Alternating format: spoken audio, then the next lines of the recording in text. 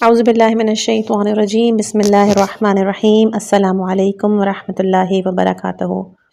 خوش آمدید کہتے ہیں آپ کو اس یوٹیوب چینل پر کہ جہاں آپ کو انشاءاللہ ایسی آڈیوز ملیں گی کہ جو آپ کے دلوں کو چھو جائیں گی۔ ہم دعا گو ہیں کہ خداوند متعال آپ کی زندگی میں خوشیاں اور کامیابیاں دیں اور آپ کا ہر دن نئے علم اور بصیرت سے بھرپور ہو۔ ہماری کوشش رہے گی کہ ہم آپ کو نہ صرف بہترین کتابیں بلکہ مفید اور تعلیمی مواد بھی فراہم کریں تاکہ آپ کی زندگی میں روشنی کی کرن بن سکے۔ آئیے ہمارے ساتھ اس نئے سفر کا آغاز کریں اور دعا گو ہیں کہ اللہ تعالی ہم سب کی رہنمائی کرے۔ خداوند متعال سے ایک اور دعا ہے کہ خدا آپ سب کو صحت والی لمبی عمر دے، زندگی میں کبھی بھی آپ کو کسی کا محتاج نہ کرے۔ جتنے بھی لوگ پریشان حال ہیں خدا ان کی پریشانیوں کو دور کرے، اور جتنے لوگ بیمار ہیں خدا انہیں شفا نصیب کرے، اور جو لوگ ہم سب کے اس دنیا سے رخصت ہو چکے ہیں ان سب کی مغفرت فرمائے۔ جس کتاب کا ہم مطالعہ کر رہے ہیں اس کتاب کا نام ہے ذکر و فکر، کہ جو علامہ ذیشان حیدر جوادی نے لکھی ہے۔ سراپا ہدایت کردار۔ اگر دنیا کے مادے سے پیدا ہونے والی اور مادی ماحول میں زندگی گزارنے والی مخلوق بھی جنت میں سکون کی حقدار ہو جاتی ہے تو جس کی تخلیق سیب جنت سے ہے اور تربیت آغوش رسالت میں ہوئی، اسے خاتون جنت ہونا ہی چاہیے، اور پھر اس کی آغوش مقدس میں پلنے والے بچوں کو سرداری جنت کا شرف ملنا ہی چاہیے۔ اس میں کوئی بات حیرت و استجابت کی نہیں۔ دنیا کے انسانوں کی زندگی میں بھی ایمان و کردار کی بنا پر ایسے حالات اور واقعات مل جاتے ہیں جو دوسروں کے لیے نمونہ عمل بن جاتے ہیں، تو جسے پروردگار نے اس اہتمام و انتظام کے ساتھ پیدا کیا ہو اسے سراپا ہدایت ہونا ہی چاہیے۔ معصومہ عالم جناب فاطمۃ الزہرا سلام اللہ علیہا کی تخلیق میں یہ خاص اہتمام اس بات کی علامت ہے کہ پروردگار عالم نے انہیں ہدایت لینے کے لیے نہیں بلکہ ہدایت دینے کے لیے بنایا۔ ان کی تخلیق جنت کی سکون کے لیے نہیں، جنت کی سعادت کے لیے ہوئی۔ ان کا کردار ایک پوری صنف بلکہ پورے عالم انسانیت کے لیے سراپا ہدایت۔ تفصیلات کے لیے کتابیں اور مؤلفات درکار ہیں۔ اس مقام پر صرف حیات معصومہ علیہم السلام کا ایک نقشہ پیش کیا جا رہا ہے جس سے یہ اندازہ کیا جا سکتا ہے کہ پروردگار نے اس زندگی کو کس طرح سراپا کردار اور سراپا ہدایت قرار دیا۔ یہ بات مسلمات میں ہے کہ معصومہ عالم کی تخلیق اس سیب جنت سے ہوئی جسے معراج کے سفر میں سرکار دو عالم صلی اللہ علیہ وآلہ وسلم کی خدمت میں پیش کیا گیا تھا، اور اس تخلیق میں بھی اس نقطے کی طرف اشارہ پایا جاتا ہے کہ جس طرح پروردگار نے خاتون جنت بنانے کے لیے ایسے پاکیزہ مادے سے پیدا کیا اور ایسے پاکیزہ ماحول میں رکھا، اسی طرح ہر مسلمان کا فریضہ ہے کہ اگر اپنی اولاد کو جنتی بنانا چاہتا ہے تو اس کی تخلیق میں حلال و طیب مادے کا انتظام کرے، پھر تربیت کے لیے بھی پاکیزہ ماحول تیار کرے۔ اس کے بغیر اولاد اپنے مقدر اور اپنے ایمان و کردار کی بنا پر جنتی ہو بھی جائے تو ماں باپ کا فرض تربیت و ہدایت بہرحال انجام نہیں پاتا اور اس کی مسئولیت ان کے ذمے باقی رہ جاتی ہے، جس کے بارے میں روز قیامت ضرور سوال کیا جائے گا۔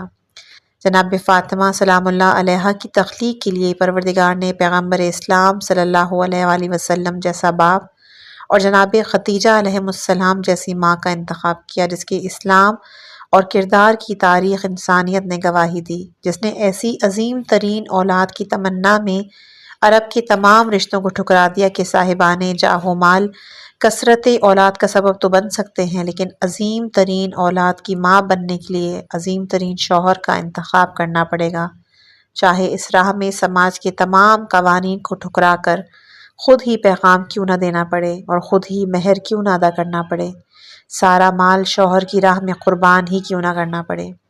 اور اس انداز ازدواج میں بھی یہ ہدایت پائی جاتی ہے کہ جو مرد بہترین اولاد کا خواہش مند ہے اسے صاحب کردار عورت کا انتخاب کرنا ہوگا، اور جو عورت بہترین اولاد کو اپنی زینت آغوش بنانا چاہتی ہے اسے بہترین شوہر کا انتخاب۔ شکل و صورت، حسن و جمال، مان و منال، جہیز و خاندان، سماجی حیثیت، سیاسی شخصیت کی بنیاد پر ہونے والی رشتہ داری دنیا داری کا سامان تو فراہم کر سکتی ہے لیکن صحن خانے کو باشندگان جنت کی منزل نہیں۔ عقد جناب ختیجہ سلام اللہ علیہ نے اس نقطے کی بھی وضاحت کی کہ شادی کا کوئی تعلق دولت یا پھر نوکری سے نہیں۔ انسان صاحب کردار ہو، دست و بازو میں کھانے کمانے کی طاقت ہو تو اسے شوہر بنایا جا سکتا ہے، اس کے ساتھ عقد کیا جا سکتا ہے۔ ورنہ جس دور میں جناب ختیجہ علیہ السلام نے سرکار دو عالم صلی اللہ علیہ وآلہ وسلم سے عقد کیا، اس دور میں تو سرکار دو عالم صلی اللہ علیہ وآلہ وسلم حضرت ختیجہ علیہ السلام کے ہی مال سے تجارت کر رہے تھے اور اپنا کوئی ذریعہ معاش بھی نہیں تھا جس کی بنا پر زوجہ کے مقابلے میں فخر کر سکے کہ اگر وہ ملیکۃ العرب ہے تو میں عرب کے عظیم ترین سرمادار کا شہزادہ۔ خود سرکار دو عالم صلی اللہ علیہ وآلہ وسلم نے بھی اس عقد سے اس امر کی وضاحت کی کہ صاحب عقیدے و کردار خاتون مل جائے تو عقد کرنے میں تمام سماجی اصول، جذباتی اسباب کو نظر انداز کر دینا چاہیے اور صرف عقیدہ و کردار کی بنا پر عقد کر لینا چاہیے کہ اسی سے عظیم ترین، حسین ترین مستقبل کی تخلیق کا عمل انجام پاتا ہے۔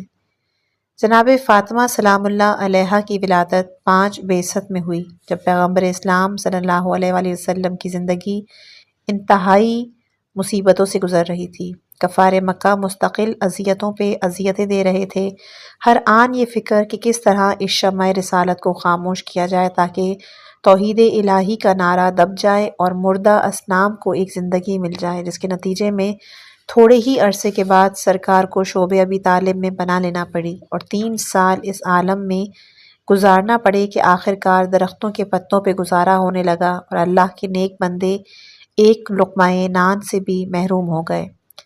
جناب فاطمہ سلام اللہ علیہا کی عمر اس وقت صرف 2 یا 3 سال کی تھی، لیکن آپ نے ان تمام مصائب میں اپنے ماں باپ کا ساتھ دیا، ایک لمحے کے لیے بھی فریاد نہیں کی، جو اس امر کی طرف اشارہ ہے کہ دنیا کی ہر شریف اولاد کا فرض ہے کہ ماں باپ کے نیک مقاصد میں ان کا ساتھ دے اور اپنے مطالبات سے ان کی پریشانیوں میں اضافہ نہ کرے۔ ہمارے معاشرے میں یہ عمر صبح و شام تقاضوں اور مطالبات کی ہوتی ہے اور کسی بچے کو ماں باپ کی کسی پریشانی کا احساس نہیں ہوتا، لیکن جناب فاطمہ سلام اللہ علیہا نے واضح کر دیا کہ ہمارا کردار امت کے کردار سے الگ ہے۔ ہمارا مقصد یہ ہے کہ امت کے باہوش افراد اس بات کا خیال رکھیں کہ ماں باپ سے کوئی بھی ایسا تقاضا نہ کریں جو ان کے لیے باعث تکلیف ہو۔ شعب ابو طالب کا محاصرہ ختم ہوا تو جناب سیدہ سلام اللہ علیہا کی زندگی ایک نئی مصیبت سے دوچار۔ آپ کی شفیق ترین والدہ گرامی کا انتقال، ایک طرف ماں کی شفقت و عنایت سے محروم، دوسری طرف اسلام بہترین مددگار سے محروم۔ اس حادثے سے چند روز قبل سرکار دو عالم صلی اللہ علیہ وآلہ وسلم ایک عظیم ترین مصیبت سے دوچار ہو چکے تھے۔ آپ کے شفیق ترین چچا جناب ابو طالب علیہ السلام کا انتقال ہو چکا تھا اور اب جناب ختیجہ علیہ السلام نے بھی ساتھ چھوڑ دیا۔ سرکار کی زندگی ہر اعتبار سے مصائب کا مرکز، بظاہر بے سہارا۔ ظاہر ہے کہ ان حوادث کا جس قدر اثر ہونا چاہیے تھا وہ ہوا اور آپ نے اس پورے سال کا نام ہی عام الحزن رکھ دیا۔ عام الحزن کے نام سے اندازہ ہوتا ہے کہ سرکار پر ان مصائب کا کتنا اثر تھا، آپ کس قدر رنجیدہ تھے، لیکن جناب فاطمہ سلام اللہ علیہا نے 7-8 برس کی کمسنی میں اس قدر ہاتھ بٹایا کہ اپنے واقعاً ام ابیہا ہونے کا ثبوت دے دیا۔ جس طرح ایک ماں اپنے بچے کے غم کا بہترین مداوا ہوا کرتی ہے، اس طرح جناب سیدہ سلام اللہ علیہا پیغمبر اسلام صلی اللہ علیہ وآلہ وسلم کے ہم و غم میں شامل تھیں۔ ابھی جناب فاطمہ سلام اللہ علیہا کی عمر صرف 8 سال تھی کہ مکے کے مصائب اور ابو طالب کے انتقال کی بنا پہ پروردگار نے اپنے حبیب کو ہجرت کا حکم دے دیا۔ آپ مدینے کی طرف ہجرت کر گئے۔ جس رات آپ نے مکہ چھوڑ کے مدینے کا رخ کیا، اس رات بستر پر بحکم پروردگار اپنے بھائی علی علیہ السلام کو جگا دی۔ گھر میں جناب فاطمہ علیہ السلام، جناب فاطمہ بنت اسد علیہ السلام جیسی خواتین تھیں جن کو ساتھ لے کر آنے کا حکم حضرت علی علیہ السلام کو دیا۔ ظاہر ہے کہ وہ مکان جو دشمنوں کے محاصرے میں ہو، جس کے چاروں طرف تلواریں چمک رہی ہوں، نیزے لچک رہے ہوں، اس میں اگر ایک مجاہد کا بستر پر سو جانا ایک معجزہ ہے تو ایک کمسن خاتون کا خاموش رہ جانا بھی کسی معجزے سے کم نہیں۔ اس رات میں تو تاریخ نے یہ منظر بھی نقل کیا کہ بزرگ ترین صحابی کی آنکھوں میں خوف کے آنسو، جبکہ دشمن غار کا محاصرہ کیے ہوئے نہیں تھے اور سہارا دینے والے سرکار دو عالم صلی اللہ علیہ وآلہ وسلم بھی ساتھ موجود، لیکن اس کے باوجود تاریخ گواہ ہے کہ جناب فاطمہ سلام اللہ علیہا کی آنکھ میں نہ کوئی آنسو، نہ آپ نے گریہ ازاری کی کوئی آواز سنی۔ یہ بات اگر ایک طرف عظمت و شجاعت و ہمت کی دلیل، تو دوسری طرف اسی امر کی تعلیم بھی ہے کہ انسان کو حق کی راہ میں مصائب سے گھبرانا نہیں چاہیے، اور دشمن کسی قدر کیوں نہ ہو، اس کثرت کے مقابلے میں وحدت پروردگار کا خیال رکھنا چاہیے، اور یہ سمجھنا چاہیے کہ وہ ہمیشہ مظلومین اور صابرین کے ساتھ ہیں، کسی حال میں انہیں تنہا نہیں چھوڑ سکتا۔ ہجرت کے بعد جب امیر المومنین علی علیہ السلام جناب فاطمہ بنت محمد، فاطمہ بنت اسد اور فاطمہ بنت زبیر کو لے کر مدینے آ گئے، مسلمانوں کو مکے کے مصائب سے قدر سکون مل گیا، تو تھوڑے ہی عرصے کے بعد کفار نے مدینے پہ حملہ کا ارادہ کیا۔ مسلمانوں کی طرف سے قافلہ تجارت کو لوٹنے کا بہانہ بنا کر ایک میدان جنگ گرم کرنے کا منصوبہ۔ سرکار نے نہایت درجہ بے سر و سامانی کے ماحول میں اس میدان کا مقابلہ کیا، اور پروردگار نے مسلمانوں کے اخلاص عمل اور سرکار کے معصوم کردار کی بنا پر اسلام کو مظفر و منصور بنایا۔ جہاں کفر کے تقریباً تمام سربراہ کام آ گئے اور مسلمانوں کو کافی مال غنیمت ہاتھ آ گیا، جس میں سے ایک زرہ مولا کائنات علی علیہ السلام کو بھی ملی، جو اس وقت کام آئی جب آپ نے جناب فاطمہ سلام اللہ علیہا کے لیے عقد کا پیغام دیا، اور مہر کی ادا کرنے کے لیے سرکار دو عالم صلی اللہ علیہ وآلہ وسلم کے حکم سے اس زرہ کو فروخت کر کے معصومہ عالم علیہ السلام کا مہر ادا کیا، جس کی قیمت 480 یا 500 درہم تھی، جو خود جناب ختیجہ کے مہر کی مقدار تھی، جسے تاریخ نے 12 اوقیہ اور نصف لکھا ہے، اور اوقیہ کی مقدار تقریباً 40 درہم کے برابر ہوتی ہے۔ اس واقعے سے پہلا سبق یہ ملتا ہے کہ شادی میں کسی فریق کے دولت مند ہونے کی شرط نہیں، شادی دو انسانوں کے رشتے اور رابطے کا نام ہے، دو شخصیتوں کے مقابلے اور موازنے کا نام ہے۔ دوسرا مسئلہ یہ ہے کہ مولائے کائنات علیہ السلام کی ظاہری غربت کے باوجود سرکار دو عالم صلی اللہ علیہ وآلہ وسلم نے نقد مہر کا مطالبہ کر دیا، تاکہ امت میں مہر ادا کرنے کا شعور ہو اور اس کی ذکر کو تبرک نہ بنایا جائے۔ تیسرا مرحلہ یہ کہ اس عقد میں جہیز کا سامان مہر کی رقم سے خریدا گیا ہے، جو جہیز اور مہر میں تناسب پیدا کرنے کا ایک بہترین ذریعہ ہے۔ شوہر جس قدر بھی جہیز کا طلبگار ہے، اسی اعتبار سے مہر عطا کر دے، تاکہ زوجہ کے گھر والے جہیز کا سامان فراہم کر کے اس کے حوالے کر سکیں۔ معصومہ عالم علیہ السلام کا عقد تاریخ کے بیان کے مطابق مسجد نبوی میں انجام پایا، جو اس امر کی طرف اشارہ ہے کہ ایسے مبارک رشتے کو ایسے ہی مبارک مقام پر انجام پانا چاہیے، تاکہ تمام مسلمان بلا تفریق رنگ و نسل شرکت کر سکیں اور انسان جگہ کی برکت سے بھی استفادہ کر سکے۔ مگر افسوس کہ انقلاب زمانہ نے مساجد کو زندگی کے بجائے موت کے مسائل کا حل بنا دیا، اور مسجدیں شادی اور مسرت کا مرکز ہونے کے بجائے فاتحہ خوانی اور قرآن خوانی کا مرکز بن گئیں۔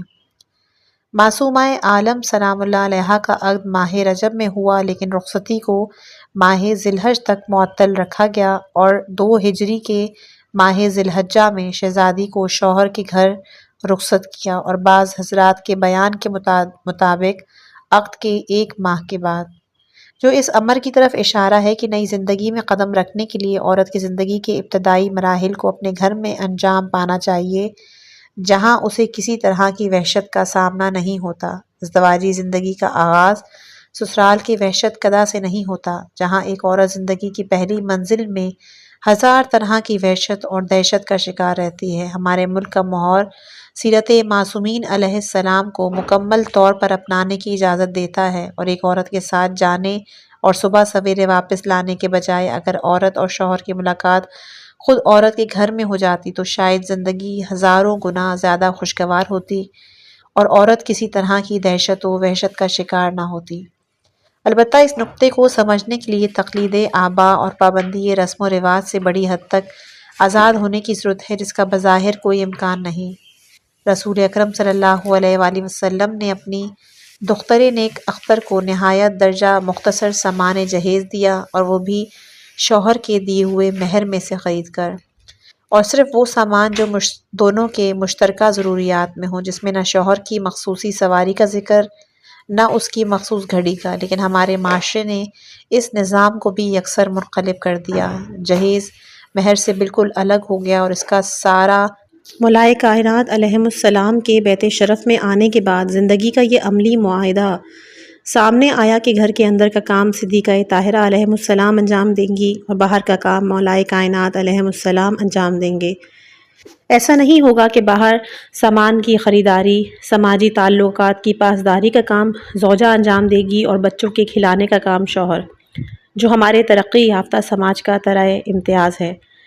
واضح رہے کہ مولائے کائنات کے ولیمے میں مختلف صحابہ کرام نے بھی حصہ لیا۔ سعد نے دمبا فراہم کیا، دیگر افراد نے غلے کا انتظام، رسول اکرم صلی اللہ علیہ وآلہ وسلم نے روغن، کھجور، دیگر اشیاء کا بندوبست، جس سے اندازہ ہوتا ہے کہ ولیمہ صرف لوٹ کر کھانے کے طعام کا نام نہیں، بلکہ اس میں بھی شوہر سے تعاون کیا جائے تو بہترین کار خیر ہے۔ صدیقہ طاہرہ سلام اللہ علیہا کی زحمتوں کو دیکھ کر مولائے کائنات علیہ السلام نے مرسل اعظم صلی اللہ علیہ وآلہ وسلم سے ایک شریک خدمات کا مطالبہ کیا تو آپ نے تسبیح زہرا کی تعلیم دی کہ مسلمان کی زندگی کا بہترین مددگار ذکر خدا سے بالا تر کوئی نہیں، اور انسان کو اسی پر اعتماد و بھروسہ کرنا چاہیے۔ گھر کے اندر ایک خاص طریقہ کار یہ بھی تھا کہ صدیقہ طاہرہ دال پکاتی تھیں تو مولائے کائنات اسے صاف کیا کرتے۔ مولائے کائنات علیہ السلام نفقے کا بندوبست کرتے تھے تو صدیقہ طاہرہ علیہ السلام اونٹ کاٹنے میں حصہ لیا کرتی، جو اس بات کی علامت ہے کہ اسلام میں نہ شوہر کی انانیت کی کوئی جگہ، نہ عورت کے احساس کمتری کی۔ دونوں کا فرض ہے کہ ایک دوسرے کی مدد کریں تاکہ ایک مشترک زندگی کو مشترک انداز سے گزاریں اور کسی طرح کا کوئی اختلاف نہ ہونے پائے۔ پروردگار عالم نے صدیقہ طاہرہ سلام اللہ علیہا کو 5 اولاد عطا کی اور آپ نے سب کو راہ خدا میں قربان کر دیا، جو اس بات کی علامت ہے کہ صاحب ایمان کی اولاد گھر کے کاموں کے لیے ذخیرہ نہیں کی جاتی، بلکہ وقت آنے پر راہ خدا میں قربان کی جاتی ہے۔ معصومہ عالم گھر کی خدمت کی ساری ذمہ داری کے باوجود اس قدر عبادت کرتی کہ بقول حسن بصری ان سے زیادہ عبادت گزار اور زاہد کسی انسان کو نہیں دیکھا گیا۔ تعلیم و تربیت کا یہ عالم کہ گھر میں کام کرنے والی خادمہ کو اس قدر علم و فضل سے آراستہ کیا کہ جناب فضہ نے 20 سال تک آیات قرآنی کے علاوہ کوئی کلام نہیں کیا۔ ہر مقصد کا اظہار آیات قرآنی سے کیا کرتی، ہر سوال کا جواب آیات قرآنی سے دیا کرتی۔ گھر کی ساری ذمہ داریوں کے علاوہ شہزادی نے اسلامی مجاہدات میں بھی بقدر امکان حصہ لیا۔ احد کے معرکے میں پیغمبر صلی اللہ علیہ وآلہ وسلم کے زخموں کا علاج کیا، جناب حمزہ کی لاش پر حاضری دی، خندق کے موقع پر رسول اکرم صلی اللہ علیہ وآلہ وسلم کی غذا کا بندوبست کیا، فتح مکہ کے عظیم واقعے میں شرکت فرمائی، رسول اکرم صلی اللہ علیہ وآلہ وسلم کے آخری حج میں شریک سفر رہیں، رسول اکرم صلی اللہ علیہ وآلہ وسلم کے آخری لمحات میں بھی باپ کی خدمت میں حاضر رہیں جب آپ کا سر اقدس مولائے کائنات علیہ السلام کے زانوں پہ تھا اور بیٹی آپ کے غم میں برابر کی شریک۔ رسول اکرم صلی اللہ علیہ وآلہ وسلم کے بعد جب غصب فدق و خلافت علی کے مراحل سامنے آئے تو وہاں بھی صدیقہ طاہرہ نے اپنے خطبوں کے ذریعے حقائق کا اعلان کیا اور ہر قدم پر مولائے کائنات علیہ السلام کی مدد کی۔ ان تمام مصائب و حوادث کے باوجود روایات میں آپ کی زبان مبارک سے مختصر اقوال و ارشادات نقل کیے گئے ہیں، جبکہ عالم اسلام کی بے رخی نے ان کی تعداد صرف 10 قرار دی ہے، حتیٰ کہ آپ کے اقوال تقریباً 260 کے نزدیک ہیں۔ افسوس کہ اس قدر فضائل و مناقب، تعلیمات و ارشادات کی مالک خاتون دنیا سے جائے تو یہ وصیت کر کے جائے کہ میرا جنازہ رات کی تاریکی میں اٹھایا جائے اور میرے ظالم میرے جنازے میں شرکت نہ کرنے پائیں۔ ان اللہ و انا۔ زندگانی امام حسن علیہ السلام۔ ولادت باسعادت مدینہ منورہ میں 15 رمضان 3 ہجری میں ہوئی اور شہادت 28 صفر 50 ہجری میں معاویہ کی طرف سے زہر وغا کی بنا پر واقع ہوئی اور جنت البقیع میں مدفون۔ صفات و کمالات میں بزرگوں کے وارث اور پروردگار کے نمائندے تھے۔ تاریخ میں مختلف واقعات کی نشاندہی کی گئی۔ علم۔ ایک شخص امیر المومنین علیہ السلام کے پاس اظہار محبت کے لیے حاضر ہوا۔ آپ نے فرمایا کہ تو معاویہ کا جاسوس ہے، قیصر روم نے اس سے چند سوالات کی ہیں، اس نے اپنی جہالت کی بنا پر تجھے میرے پاس جواب لینے کے لیے بھیجا ہے۔ خیر، اب میرا فرزند حسن جواب دے گا۔ امام حسن علیہ السلام نے سوالات و جوابات دونوں بیان کرنا شروع کیے۔ حق و باطل کا فاصلہ کیا ہے؟ جس کا جواب ہے 4 انگل کا، کہ جو آنکھ سے دیکھا وہ برحق ہے جیسے غدیر، اور جو کان سے سنا اس میں باطل کا امکان ہے جیسے قصہ غار۔ دوسرا سوال کہ زمین و آسمان کا فاصلہ کیا ہے؟ جواب تھا بقدر آہ مظلوم، کہ وہ مظلوم کے دل سے نکل کر عرش الہی تک جا کر دم لیتی ہے۔ تیسرا سوال کہ قوس قزح کیا ہے؟ تو جواب ہے موسم کی تبدیلی اور رزق کی آمد کی علامت ہے۔ چوتھا خنشا کی میراث کا طریقہ کیا ہے؟ جواب اس کی شناخت علامات بلوغ سے ہوگی ورنہ پیشاب کرنے کے انداز سے۔ پانچواں کہ مختلف اشیاء میں ایک سے زیادہ ایک سخت شے کیا ہے؟ جواب پہلے پتھر ہے، اس سے سخت لوہار ہے کہ اسے توڑ دیتا ہے، اس سے قوی آگ ہے کہ اسے پگھلا دیتی ہے، اور اس سے قوی پانی کہ اسے بجھا دیتا ہے، اس سے قوی بادل ہے جو اسے اٹھائے ہوئے ہے، اس سے قوی ہوا کہ جو بادل کو بھی حرکت لاتی ہے، اس سے قوی فرشتہ ہوا ہے کہ جو اس پر حکومت کرتا ہے، اور اس سے قوی ملک الموت کہ جو اسے موت دے گا، اور اس سے قوی موت ہے جو انہیں بھی مار دے گی، اور اس سے قوی تر حکم خدا ہے کہ جو موت پر بھی حکومت کرتا ہے۔ امام کے ارشاد سے اولو الامر کی عظمت کا اندازہ ہوتا ہے کہ جنہیں پروردگار اپنے امر کا اختیار دے دے، ان کی حکومت دنیا کی ہر مخلوق پر ہوگی۔ صلح کے بعد معاویہ کے ساتھ نخلستان میں تشریف فرما تھے کہ اس نے کہا کہ آپ کے جد بزرگوار نخلستان کے خرموں کا اندازہ بتا دیا کرتے تھے۔ فرمایا کہ میں عدد بھی بتا سکتا ہوں۔ اس نے ایک درخت کی طرف اشارہ کیا، آپ نے 4000 خرمے بتائے۔ توڑنے پر ایک کم نکلا، فرمایا یہ غیر ممکن ہے۔ مزدور کی تلاشی لی گئی تو اس کی جیب سے برآمد ہو گیا۔ ایک یہودی نے کہا کہ آپ کے جد کا ارشاد ہے کہ دنیا مومن کا قید خانہ اور کافر کی جنت ہے، حالانکہ آپ کی زندگی اور آپ کا لباس قیدیوں جیسا نہیں۔ تو فرمایا کہ اس ارشاد کا مقصد یہ ہے کہ مومن کے مستقبل کو دیکھا جائے تو دنیا قید خانہ ہے، اور کافر کے انجام کو دیکھا جائے تو دنیا ہی جنت۔ مولا کا اخلاق۔ ایک مرد شامی نے راستہ روک کر مولا کو برا بلا کہا تو فرمایا کہ اگر غذا یا لباس یا سواری کی ضرورت ہے تو میں اس کا انتظام کر سکتا ہوں، برا بلا کہنے کی کیا ضرورت ہے؟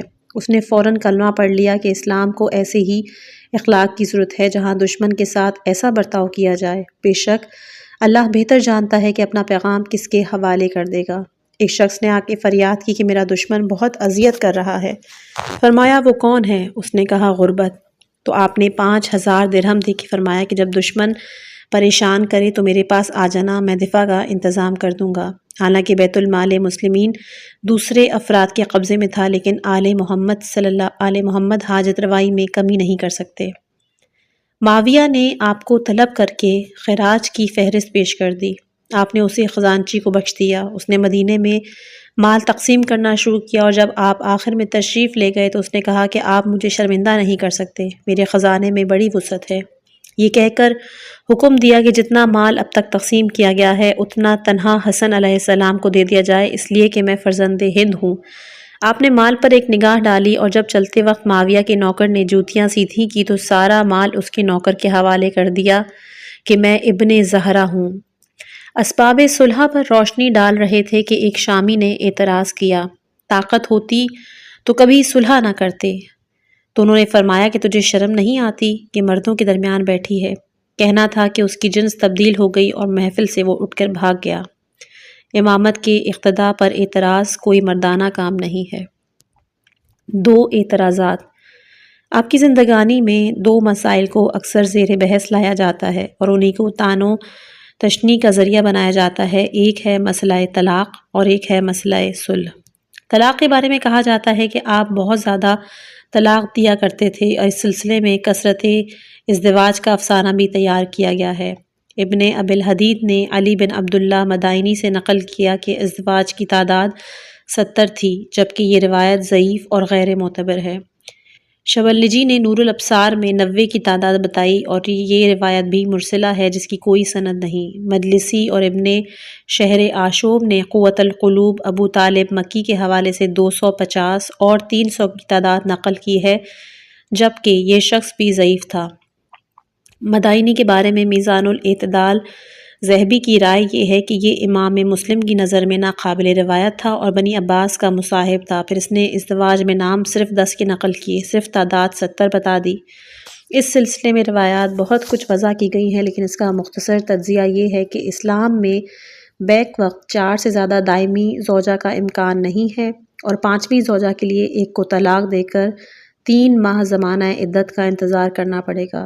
اس طرح ایک سال میں بہت 12 شادیوں کا امکان ہوگا اور 300 کا عدد پورا کرنے کے لیے 25 سال کا زمانہ درکار، اور کم سے کم مہر فاطمی بھی طے کیا جائے تو 1,50,000 درہم مہر ہوگا۔ نفقے کے اخراجات الگ ہوں گے۔ امام حسن علیہ السلام کی جو کل حیات ہے وہ 47 سال ہے۔ 15 سال قبل بلوغ نکالنے کے بعد کل زمانہ 32 سال کا ہوتا ہے، جس میں 35 ہجری تک تو اہل بیت علیہ السلام انتہائی پریشانی کی زندگی گزار رہے تھے۔ حکومت دوسرے افراد کے قبضے میں تھی۔ امیر المومنین کا دور حکومت آتے ہی جنگوں کا سلسلہ شروع ہو گیا اور ان کی شہادت کے فوراً بعد معاویہ سے صلح کی بنا پر پھر بیت المال ہاتھ سے نکل آیا۔ آخر وہ 25 سال کون سے تھے جس میں امام حسن علیہ السلام کے پاس 1.5 لاکھ مہر دینے کے لیے تھے اور 300 عورتوں کا خرچ بھی چلا رہے تھے؟ حقیقت امر یہ ہے کہ جھوٹ بولنے والے کا حافظہ کمزور ہوتا ہے۔ دوسرا، صلح امام حسن۔ صلح کے اسباب میں بھی حسب ذیل امور کو نظر انداز نہیں کیا جا سکتا۔ سب سے پہلا، لشکر کی کمزوری۔ ایک طرف گروہ بندی، دوسری طرف مسلسل جنگوں سے خستہ حالی، مال غنیمت کی طرف سے مایوسی، مذہبی شعور کی کمی۔ معاویہ کی طرف سے پیغام صلح جس کا منظور کرنا قرآنی اعتبار سے فرض تھا، عبداللہ ابن عباس جیسے افراد کی خیانت، معاویہ کی طرف سے لوگوں میں رشوت کی گرم بازاری اور غلط پروپیگنڈے۔ دوسرا، دشمن کی طاقت، اس کا لشکر، اطاعت گزار سپاہی بے شعور، باہمی اتحاد، اموال کی کثرت اور افراد کی جمعیت وغیرہ۔ تیسرا، شہادت امیر المومنین علیہ السلام سے حالات کی اچانک تبدیلی۔ چوتھا، مسلمانوں کے خون کے تحفظ کا خیال۔ پانچواں، مدائن کے واقعات کہ جہاں امام حسن علیہ السلام کے ساتھ سخت بے ادبی کی گئی اور کوئی دفاع نہ ہو سکا۔ چھٹا، حدیث پیغمبر صلی اللہ علیہ وآلہ وسلم میں صلح کی پیش گوئی۔ ساتواں، عصمت کردار کی بنا پر کسی بھی نامناسب اقدام کا عدم امکان۔ آٹھواں، صلح کے ذریعے معاویہ کی حقیقت کے اظہار کا تصور، اور نواں، یہ خیال کہ معاویہ انکار صلح کو قتل کی دلیل نہ بنا لے۔ دسواں، یہ فکر کہ صلح نامے کے ذریعے معاویہ سے مظالم کا تحریری اقرار لے لیا جائے، اور 11واں، یہ سیاست کہ دشمن اسلام ہی کو اسلامی سرحدوں کا محافظ بنا دیا جائے۔ سب سے زیادہ محفوظ طریقہ یہی ہوتا ہے کہ جس سے خطرہ ہو مال اس کے حوالے کر دیا جائے۔ شرائط صلح امام حسن۔ پہلی، حکومت معاویہ کے ہاتھ میں اسی شرط سے دی جائے گی کہ وہ کتاب و سنت پر عمل کرے۔ کتاب و سنت پر عمل نہ کرنے کی شکل میں صلح نامے کی بقا اور حکومت کے استمرا کا کوئی جواز نہیں ہوگا، اور اس کے بعد معاویہ حاکم صالح کے بجائے غاصب حاکم کہا جائے گا۔ دوسری شرط یہ تھی کہ معاویہ کے بعد حکومت امام حسن علیہ السلام اور امام حسین علیہ السلام کی ہوگی، اور معاویہ کسی کو بھی ولی عہد نامزد نہیں کرے گا۔ تیسری، کہ اہل عراق کے لیے عمومی امن و امان ہوگا اور کسی کو پریشانی نہیں دی جائے گی۔ چوتھا، معاویہ اپنے کو امیر المومنین کے لقب سے ملقب نہیں کرے گا۔ پانچواں، کہ معاویہ کے پاس شہادت قائم نہیں کی جائے گی، وہ صرف امور مملکت کا نگران ہوگا۔ چھٹا، امیر المومنین علی علیہ السلام کو ہرگز برا بھلا نہیں کہا جائے گا اور سب علی علیہ السلام کے سلسلے کو یکسر بند کر دیا جائے گا۔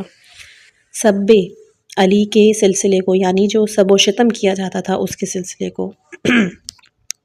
ساتواں، کہ ہر صاحب حق کو اس کا حق دیا جائے گا۔ آٹھواں، شیعوں کے لیے خصوصیت کے ساتھ امن و سکون کی ضمانت رہے گی۔ اور نواں، کہ اہواز کا خراج جنگ جمل و صفین کے مقتولین پر تقسیم کیا جائے گا۔ 10واں، کوفے کا بیت المال امام حسن علیہ السلام کے اختیار میں ہوگا۔ 11واں، امام حسن علیہ السلام کو سالانہ 10 لاکھ درہم دیے جائیں گے۔ 12واں، امام حسن علیہ السلام، امام حسین علیہ السلام اور دیگر اہل بیت علیہ السلام کو کوئی اذیت نہیں دی جائے گی۔ ان شرائط سے صاف واضح ہو جاتا ہے کہ امام حسن علیہ السلام نے معاویہ کو صاحب اختیار اور اقتدار نہیں بنایا، بلکہ اس سے جملہ اختیارات سلب کیے اور اسے بالکل بے دست و پا بنا دیا۔ معاویہ جیسے انسان کے لیے کتاب و سنت پر عمل کی شرط جس دوام سے کمتر سزا نہیں، پھر مستقبل کے لیے ولی عہد نامزد نہ کرنا بنی امیہ کو روز اول و ابتر بنا دینے کی مہم ہے، جس پر معاویہ جیسے انسان کے لیے عمل ناممکن ہے۔ سب و شتم علی پر پابندی بنی امیہ سے تاریخی حربے کا چھین لینا، انہیں بے بالوں پر بنا دینا بنی امیہ کی کل پرواز جھوٹے پروپیگنڈے کے ذریعے ہے۔ اب اگر اس کا اختیار بھی سلب کر لیا جائے اور امیر المومنین کہلوانے کا حق بھی نہ دیا جائے تو معاویہ کی زندگی کا سہارا کیا ہوگا؟ صلح امام حسن علیہ السلام نے معاویہ کو مطلق بادشاہ بنا دیا ہے تو اسی بادشاہت کی وہی شکل ہے کہ ایک انسان کے ہاتھ پیر باندھ کر دریا میں ڈال دیا جائے کہ چوتھائی زمین پر ساری دنیا کی بادشاہوں کی حکومت ہے اور 3/4 خطہ ارض صرف آپ کا ہے۔ ظاہر ہے کہ ایسا بادشاہ غرق تو ہو سکتا ہے، حکومت نہیں کر سکتا۔ امام حسن علیہ السلام نے معاویہ کو پابند بھی بنا دیا اور اس سے سارے جرائم کا اقرار بھی لے لیا۔ اس کا دوسرا عظیم فائدہ یہ ہوا کہ محبان علی کو فضائل علی کے نشر کا موقع مل گیا۔ جس طرح کل جمعے کے خطبے میں گالیاں دی جاتی تھیں، اس طرح گلدستہ اذان سے ولایت علی کا اعلان ہونا، جس کے نتیجے میں اسلامی ذہنیت بالکل منقلب ہو گئی، مسلمان شعور بیدار ہو گیا۔ یہ صحیح ہے کہ دہشت گردی نے قوم کو امام حسن اور امام حسین علیہ السلام کی کھلی حمایت پر آمادہ نہیں ہونے دیا، لیکن اس سے انکار نہیں کیا جا سکتا کہ حالات اس قدر تبدیل ہو گئے کہ امام حسین علیہ السلام کو قیام کرنے کے لیے مجاہدین ملے اور کربلا کے بعد یزیدیت کا جنازہ نکل گیا۔ صلح حسن کا اشارہ یہ ہے کہ آل محمد کا ہدف اور مقصد دین الہی کا تحفظ ہے۔ اس کے وسائل حالات کے اعتبار سے مختلف ہو سکتے ہیں۔ یہ کام کوفے میں حکومت لے کر ہوتا ہے اور صلح حسن میں حکومت دے کر۔ بدر و احد میں یہ کام جان لے کر ہوتا ہے اور مسجد کوفہ میں جان دے کر۔ کربلا میں دونوں وسائل جمع ہو جاتے ہیں۔ آل محمد جس طرح بدر و احد میں یہ اعلان کرتے ہیں کہ ہم طاقت سے دبنے والے نہیں، اسی طرح صلح کی منزل میں یہ اعلان کرتے ہیں کہ ہم طاقت کے زور سے۔ اس میں کوئی شک نہیں کہ اسلام دین صلح و سلامتی اور قانون امن و آشتی ہے۔ یہ دنیا کی سب سے پہلے امن و اطمینان کا پیغام دیتا ہے، اس کے بعد بدرجہ مجبوری میدان جدال و قتال کا رخ کرتا ہے۔ اس نے اپنا نام اسلام رکھا ہے کیونکہ اس کی بنیاد سلامتی ہے، لیکن ان تمام باتوں کا یہ ہرگز مطلب نہیں کہ وہ انسان کو ذلت و خواری اور بیجا تواضع و انکساری کا سبق دیتا ہے۔ اسلام کا بنیادی قانون ذلت کے خلاف جہاد کرنا ہے، وہ انسانی کرامت کا محافظ، بشری عزت کا پاسبان ہے۔ اس نے اپنے احکام میں اس سور کے گوشت تک کو برداشت نہیں کیا کہ جس سے بے غیرتی اور بے حیائی پیدا ہوتی ہے، تو وہ دوسروں کے مقابلے میں ذلت قبول کرنے کو کس طرح پسند کر سکتا ہے۔ اس نے صلح و جنگ کا ایک معیار بنایا جس کا اندازہ اس کے احکام اور اس کے رہنماؤں کے کردار سے بخوبی کیا جا سکتا ہے۔ اس کی تاریخ میں صلح بھی ہے، جنگ بھی ہے، لیکن دونوں کے الگ الگ نشانات اور مظاہر جن کے ذریعے اس کے حقیقی تعلیمات اور حقائق کا بخوبی اندازہ لگایا جا سکتا ہے۔ مثال کے طور پر چند مقامات کا مطالعہ کرنا ہوگا۔ مشرکین مکہ نے سرکار دو عالم صلی اللہ علیہ وآلہ وسلم کے پیغام توحید کو دیکھ کر اور اس کے خطرے کا احساس کر کے تجویز دی کہ آپ ہمارے خداؤں کو تسلیم کر لیں اور ہم آپ کے خدا کو۔ ہم اس ایثار کے لیے بھی تیار ہیں کہ اگر آپ ہمارے خداؤں کی ایک دن عبادت کریں گے تو ہم آپ کے خدا کی عبادت 1 ہفتے تک کرتے رہیں گے۔ اگر آپ 1 ہفتے کے لیے خدا تسلیم کر لیں گے تو ہم 1 ماہ تک بندگی کرتے رہیں گے۔ بظاہر مطالبہ نہایت درجہ سنجیدہ اور منطقی تھا، لیکن قرآن مجید نے اس کی مذمت کی، تردید کی اور اس حقیقت کو بار بار دہرایا کہ نہ تم میرے خدا کی عبادت کرو گے نہ میں تمہارے خدا کی عبادت۔ عبادت توحید کی متقاضی ہے اور تم توحید کے مخالف ہو اور حق کے باطل کے سامنے جھکنے کا کوئی سوال ہی نہیں پیدا ہوتا۔ البتہ اپنے اپنے مقام پر اپنے اپنے عقیدے پر قائم رہنا چاہو تو مجھے کوئی اعتراض نہیں ہے۔ لکم دینکم ولی دین۔ اس سورہ مبارکہ کافرون سے یہ صاف واضح ہو جاتا ہے کہ اسلامی نقطہ نگاہ سے عقیدہ محفوظ رہے تو صلح ہو سکتی ہے، لیکن اگر عقیدہ خطرے میں پڑ جائے تو صلح کا کوئی امکان نہیں۔ سرکار دو عالم صلی اللہ علیہ وآلہ وسلم کے دور میں نجران کے لوگ اپنی عیسائیت پر قائم تھے۔ حضرت عیسیٰ علیہ السلام کو خدا کا بیٹا تسلیم کر رہے تھے، لیکن اسلام نے نہ ان پر حملہ کیا نہ ان کی تباہی کا کوئی انتظام۔ لیکن جب وہ مدینے میں آ کر سرکار دو عالم صلی اللہ علیہ وآلہ وسلم سے مطالبہ کرنے لگے کہ آپ بھی عیسیٰ علیہ السلام کو ابن اللہ تسلیم کریں، تو آپ حکم خدا کے مطابق مباہلے پہ آمادہ ہوئے اور صاف اعلان کیا کہ اب سر میدان فیصلہ ہوگا اور ایسی بددعا کہ روئے زمین پر ایک بھی عیسائی باقی نہیں رہے گا۔ اس کا مطلب یہ ہے کہ اسلام اپنے عقیدے کے تحفظ پر صلح و سلامتی کا قائل ہے، لیکن مطالبہ بیعت کا جواب میدان میں دینا چاہتا ہے تاکہ کفر کے حوصلے بلند نہ ہونے پائیں۔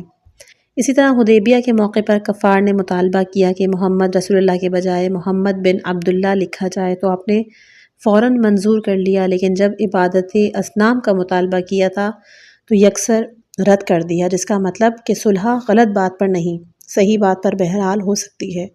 محمد رسول اللہ کے مقابلے میں محمد بن عبداللہ غلط نہیں، یہ بھی ایک سچی بات ہے، اور کفار نے ایک حرف حق کو دوسرے حرف حق سے بدلنے کا مطالبہ کیا تھا، اس لیے اسلام نے اسے منظور کر لیا۔ اگلا کہ صفین میں جب تک حاکم شام اپنے اقتدار کو منوانے کی فکر میں رہا، امیر المومنین مسلسل مشغول جہاد رہے، لیکن جب کتاب خدا اور سنت رسول سے فیصلہ کرنے پر آمادہ ہو گیا تو اپنے جنگ کو موقوف کیا اور مکاری کے ساتھ نیزوں پر بلند ہونے والے قرآنوں کو بھی تسلیم کر لیا، جس کا مطلب یہ ہے کہ اقتدار کے مقابلے میں جنگ ہوتی ہے، قرآن کی حاکمیت کے سامنے صلح کر لی جاتی ہے۔ امام حسن علیہ السلام نے بھی باپ کی شہادت کے بعد شام کے حاکم سے صلح کی، تو اس کی بنیادی شرط یہی رکھی کہ حکومت کا کاروبار قرآن مجید اور سنت رسول کے مطابق۔ امام حسن علیہ السلام نے شام کے حاکم کے ساتھ صلح کی اور امام حسین علیہ السلام جنگ پر آمادہ ہو گئے، اس لیے کہ معاویہ ابی سفیان تخت و تاج کا طلبگار تھا، امام حسن علیہ السلام سے اپنی خلافت کی تصدیق و توثیق کا طلبگار نہیں تھا۔ لیکن یزید نے امام حسین علیہ السلام سے بیعت کا مطالبہ کیا۔ بیعت کے معنی یہ تھے کہ امام حسین علیہ السلام اپنے ضمیر کو فروخت کریں، یزید کے جملہ منکرات کو جزء اسلام بنائیں۔ ظاہر ہے کہ یہ مورد جنگ کا ہو سکتا ہے، صلح و مصالحت کا نہیں۔ ان تمام مقامات سے یہ بات واضح ہو جاتی ہے کہ انسان کو صلح کی بات کرتے وقت اس حقیقت کا لحاظ رکھنا چاہیے کہ نہ عقیدہ پامال ہو، نہ عزت نفس پہ حرف آئے، نہ حقائق کی تباہی ہو، نہ باطل کو آگے بڑھنے کا موقع ملے، ورنہ حق کی پامالی کا وقت آ جائے تو گلا کٹا دینا واجب۔ حق کی عظمت اور دین خدا کی کرامت سے بالا تر کسی انسان کی جان عزیز نہیں۔ انسان کو دین حق کی راہ میں ہر نفس و نفیس کو قربان کر دینا چاہیے اور عزت۔ امید کرتی ہوں کہ آپ کو یہ ویڈیو بھی سمجھ میں بھی آئی ہوگی اور پسند بھی آئی ہوگی انشاءاللہ۔ اگر آپ میرے اس چینل پہ نئے ہیں تو اس کو سبسکرائب کرنا بالکل مت بھولیے گا، بیل آئیکن کو آن ضرور کر دیجیے گا تاکہ جو بھی آگے آنے والی ویڈیوز ہیں اس کی نوٹیفیکیشن آپ کو مل جائے اور آپ صراط مستقیم کا حصہ بن سکیں۔ خداوند متعال ہمیں واقعاً صراط مستقیم پہ چلائے۔ مجھ حقیر کو اپنی دعاؤں میں یاد رکھیے گا، اور اگر کوئی بھی ایسی بات ہو کہ جس کے بارے میں میری تصحیح فرمانی ہو تو مجھے آپ کمنٹ کر سکتے ہیں۔ میرا ای میل ایڈریس ہے۔